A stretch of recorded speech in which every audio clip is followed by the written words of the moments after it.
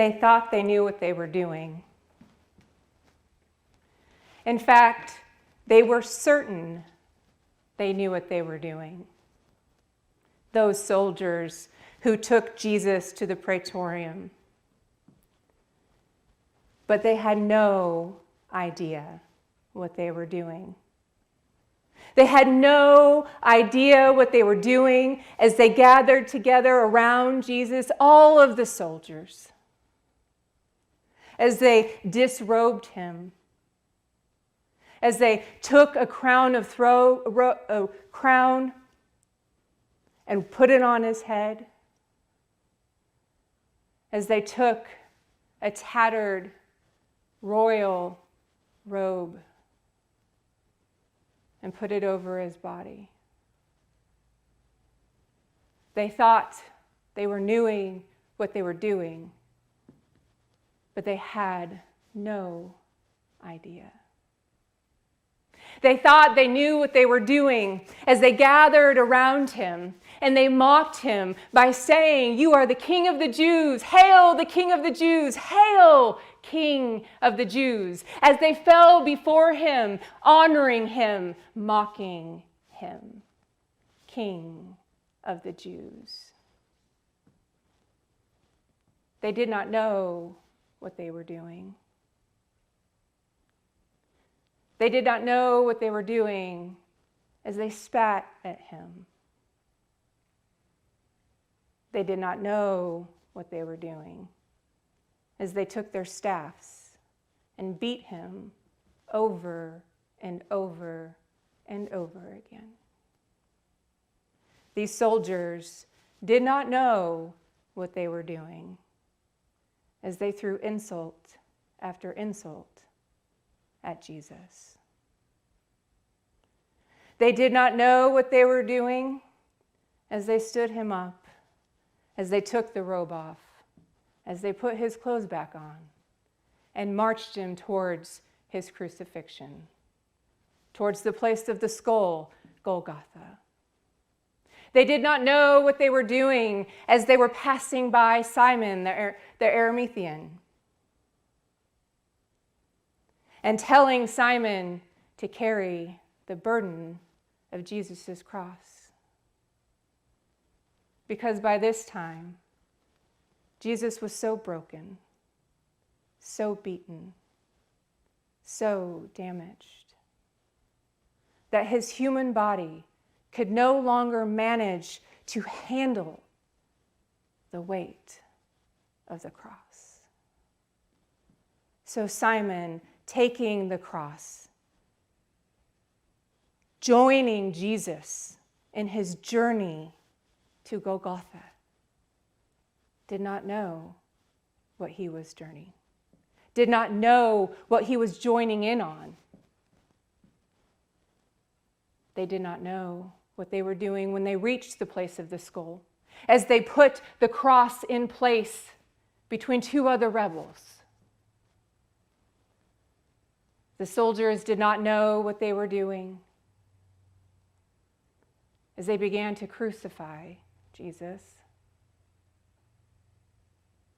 They did not know what they were doing as they nailed his hands to the cross, one by one, effectively setting up his body so that he would end up killing himself.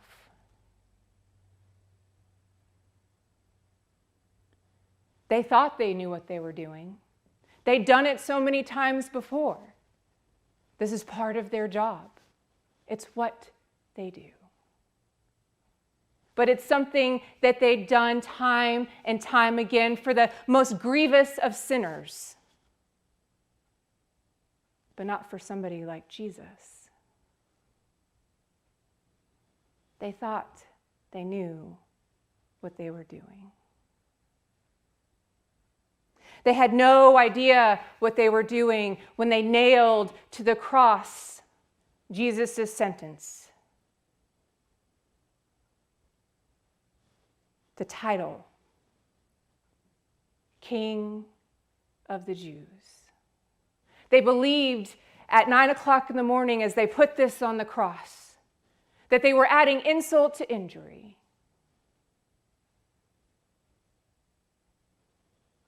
But instead, they were simply speaking the truth.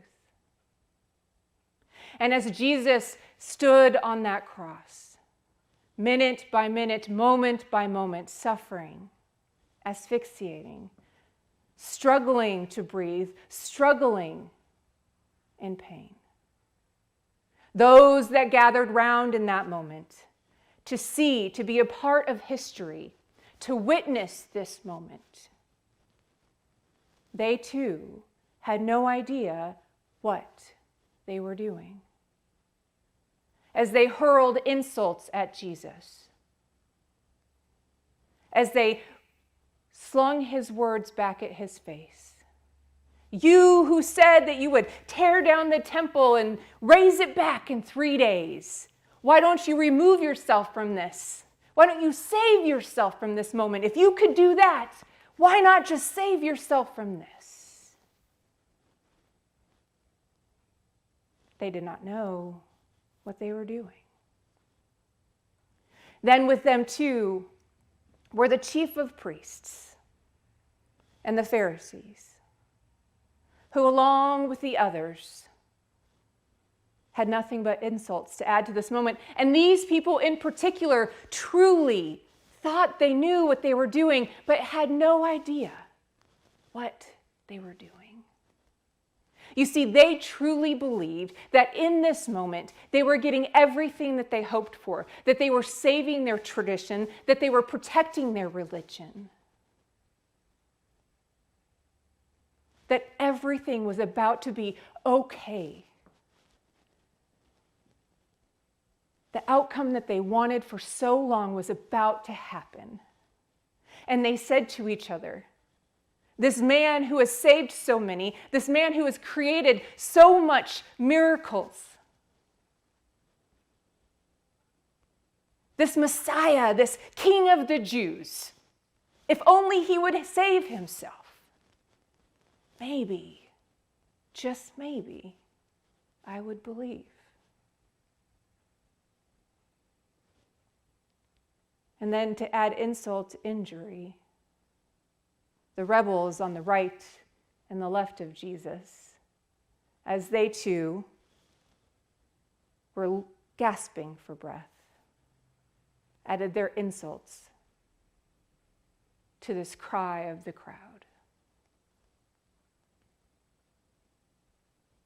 But they did not know what they were doing. And at noon, a darkness fell over the entire land. A darkness that could not be explained, a darkness that was vast and deep, a darkness that lasted hour after hour. And as this darkness lasted, Jesus' body on the cross continued to feel the pain of the crucifixion, continued to suffer.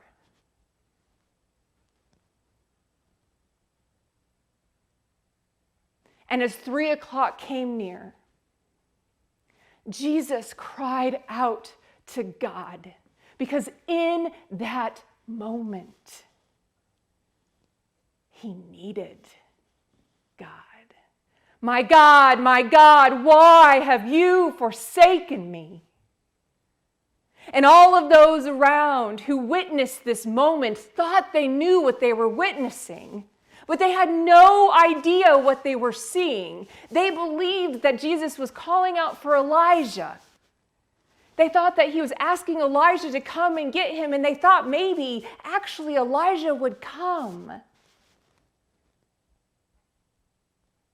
But they had no idea that in this moment, in this instant, the entire weight of everything that has ever happened from the beginning of time through all of future time, the weight of sin was sitting on the shoulders of Jesus.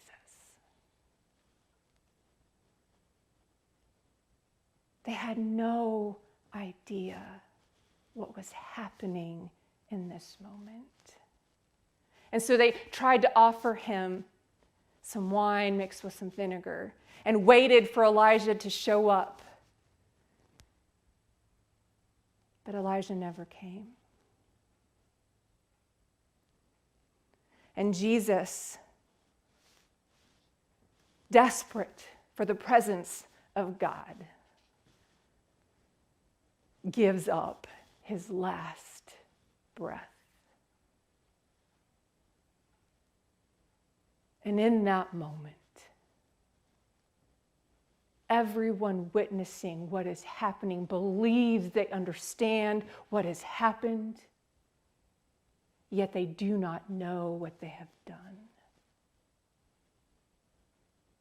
And in that moment, the temple curtain tears from the top to the bottom.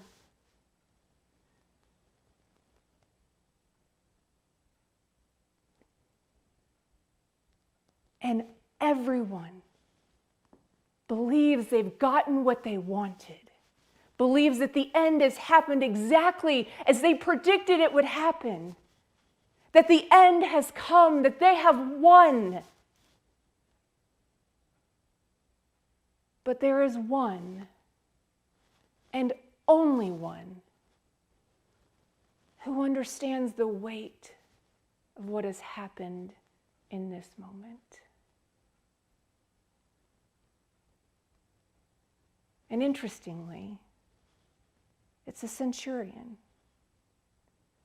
who stands looking at the bruised, battered, beaten, humiliated body of Jesus Christ hanging on the cross. And as he looks at that body, and as he contemplates everything that he's witnessed Jesus go through, he understands for the first time and with complete clarity what actually has happened. And he says with clearness to anyone who will hear, surely this was the Son of God.